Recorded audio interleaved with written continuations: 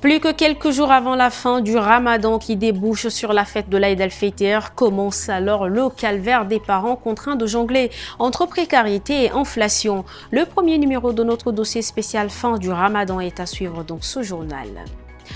La colère des supporters tchadiens ne tombe pas après le massacre des Sao par l'équipe du Ghana hier. 5-0, c'est une lourde défaite qui continue d'alimenter les débats. Nous reviendrons sur cette journée dans ce journal.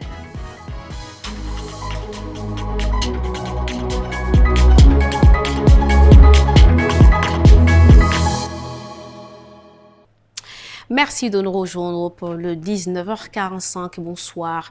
Le monde célèbre l'importance de l'eau en tant que substance essentielle à la vie. Ce 22 mars marque la journée mondiale de l'eau. Au Tchad, la commémoration de cette date a été faite par le ministère de l'eau et de l'énergie en présence de divers partenaires au développement du pays. Le compte rendu de Nguena Ondom Cynthia et Boyom Krios. Cet événement rappelle l'importance cruciale de l'eau, substance essentielle à la vie, à la santé, ainsi qu'à la survie de notre planète, a tenu à souligner le ministre de l'eau et de l'énergie, Passalé Kanabé Marcelin. Si le monde entier célèbre cette journée mondiale de l'eau sous le thème préservation des glaciers, au Tchad, c'est la préservation des lacs qui est retenue comme thème. Un choix qui n'est pas aléatoire. C'est un appel à l'action pour garantir que chacun, partout où il se trouve, puisse bénéficier d'un accès à l'eau de manière durable et équitable.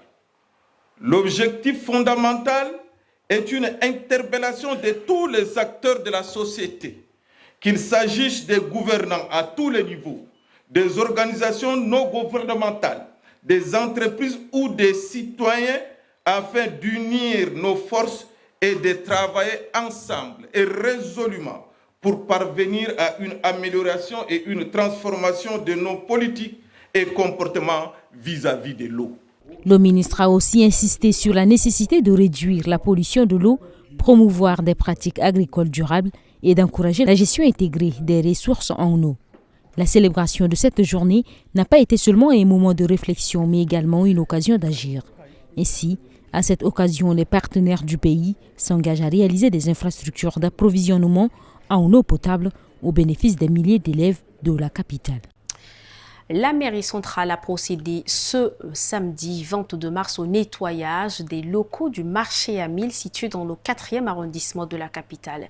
Le coup d'envoi des travaux a été donné par le maire lui-même, Senoussi Hassana Abdoulaye. Plus de détails avec Nyakingem Karine, Ralombay Bonaventure et Medolinassou. L'opération débute de bonne heure. Le maire de N'Djamena, Senoussi Hassana Abdoulaye, accompagné des délégués du marché et les agents de la mairie centrale, ont envahi les locaux du marché à Mille pour l'assainir. Ils enlèvent les déchets, désinfecter les coins et les recoins du marché. Une initiative qui témoigne selon le maire de faire de N'Djamena une ville propre et où il fait bon vivre. Au-delà de l'insalubrité, nous observons aussi que les allées sont obstruées et que l'accès au niveau du marché devient de plus en plus compliqué. Maintenant, nous allons tirer toutes les conséquences de ces constats-là en invitant d'abord les commerçants, les riverains à veiller eux-mêmes à ce que la salubrité soit désormais la règle. Ensuite, nous voulons sensibiliser tout le monde pour que chacun dispose, devant sa boutique, devant là où il habite, d'un dispositif qui puisse aider le travail de nos employés, des femmes balayeuses qui viennent au quotidien faire ce travail d'insalubrité. De son côté, la déléguée générale du gouvernement auprès de la commune de N'Djamena, Amina Kodiana, affirme que cet acte est une participation communautaire qui permet de vivre dans une aisance. Elle exhorte la population à être partenaire pour une bonne image de la capitale. Le président national du parti Convention tchadienne pour la paix et le développement, CTPD, Laoukaï Kourayo Médar, a ouvert ce vendredi au siège de son parti les travaux du congrès extraordinaire placé sous le thème évaluation, défis et perspectives. Le temps pour Laoukaï Kourayo Médar de revenir sur les élections qui viennent de s'achever et surtout en temps de projection pour sa formation politique. Nguena Ondom Cynthia. Le congrès extraordinaire est une occasion pour les délégués et cadres du parti venus de différents horizons du pays de poser un regard critique sur les actions passées tout en se projetant vers l'avenir. Avec ce congrès, la CTPD semble insuffler une nouvelle dynamique à son parti, selon Laoukoy Kourayo Médar, président du parti. Ainsi, avec lucidité et clairvoyance, nous conduirons indubitablement notre parti à bon port. Je parle de la CTPD. Les conclusions que vous tirerez de ces assises nous aideront à corriger les insuffisances constatées et proposer des solutions pour une amélioration future. Les résolutions attendues de ces assises aideront à corriger les insuffisances constatées et proposer des solutions pour une amélioration future. Le récit de notre correspondant à Mundou, Mbaïwanodi Adrien, rendu par Guéna Ondoum Cynthia. Autre chose, le ministre de la Communication, porte-parole du gouvernement Gassim Cherif Mahamat, a passé un moment d'échange avec les élèves du premier cycle de l'École nationale d'administration sur la communication à l'ère de la 5e République. Plus de détails avec Emedou Linassou. Cette rencontre est initiée dans le cadre du renforcement des capacités des élèves du premier cycle de l'École nationale d'administration. Une séance d'échange et d'édification liée à la communication abordée par le ministre de la Communication, Gassim Cherif Mahamat.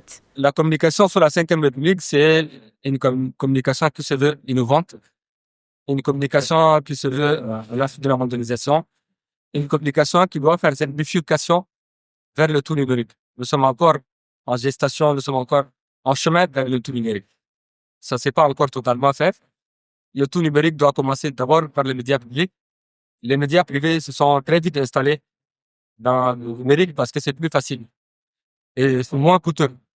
Donc, au sein du ministère de la Communication, nous sommes en train de travailler pour aller vers le numérique. 98 élèves de 5 filières différentes ont participé à ce cours et moment d'échange sur le Media Training. Et retrouvons Abiba Anguini pour l'actualité en bref de ce samedi. Dans le cadre du renforcement des liens économiques entre le Tchad et l'Algérie, le président de la CECIAMA, Ali Hadi Mohamed Seïd, a rencontré l'ambassadeur d'Algérie au Tchad, Faisal Djaouti. Cette rencontre a permis d'explorer plusieurs axes clés pour dynamiser la coopération bilatérale, notamment la relance des vols Air Algérie pour faciliter les échanges, améliorer les opportunités d'exportation et d'importation et le projet visant à stimuler le commerce et les investissements. Les deux parties ont réaffirmé leur engagement à concrétiser rapidement ces initiatives, renforçant ainsi leur partenariat économique. Un incendie d'origine indéterminée s'est déclaré dans la nuit du vendredi 21 au samedi 22 mars 2025 au petit marché de Farsha, situé dans le premier arrondissement de N'Djamena. Une quantité considérable de marchandises a été réduite en cendres.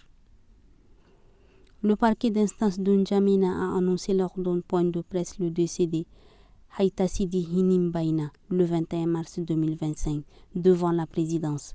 Le procureur Oumar Mahamad Kedalay a rappelé qu'un arrêté municipal avait instauré une circulation en sens unique sur l'avenue Karim Nassour pour des raisons sécuritaires. Haïta Sidi circulait à contresens et, après avoir été interpellé par des agents, a ignoré les consignes entraînant des tirs de sommation de la garde présidentielle qui l'ont mortellement blessé. Le parquet a exprimé ses condoléances et a souligné l'importance de respecter les règles de circulation près des zones sensibles pour éviter de tels incidents.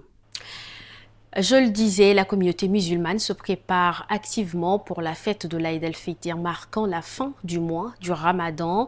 Et c'est le moment idéal pour tout parent de faire de cadeaux aux enfants.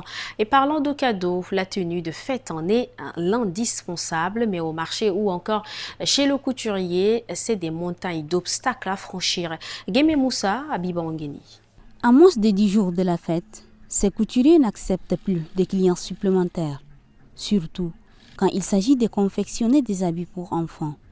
D'après ses calculs, coudre les habits pour les petits en cette période de forte demande n'est pas avantageux. Nous ne souhaitons pas confectionner des vêtements pour les enfants car les parents ne sont pas disposés à rémunérer correctement notre travail. Ils ne nous proposent que 1000 francs ou 1500 francs, ce qui explique souvent notre refus. Pourtant, ces enfants sont également nos propres enfants.